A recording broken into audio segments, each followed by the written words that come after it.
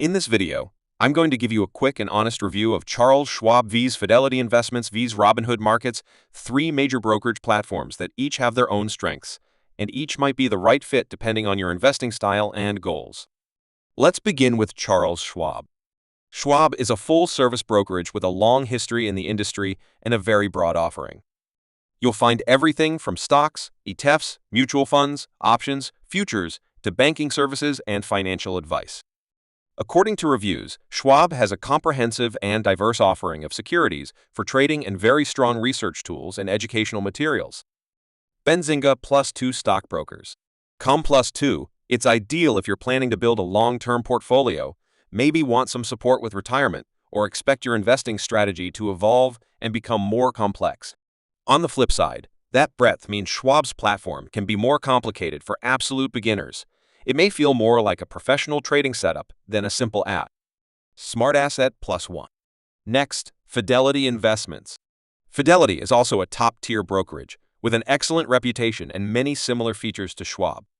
For example, it offers $0 commissions on online U.S. stock and ETF trades, strong customer service, and a wide selection of mutual funds and index funds. Investopedia +2 stockbrokers. Com +2. One particular point where Fidelity shines, it offers direct cryptocurrency trading for a few coins, Bitcoin, Ethereum, Litecoin, which Schwab does not. Stockbrokers.com. That makes it interesting if you're curious about cryptos. Fidelity tends to be slightly more user-friendly out of the gate compared to Schwab, according to some reviews, so it could be a very strong choice for someone who wants depth but also a bit of simplicity. Investopedia. Finally, Robinhood.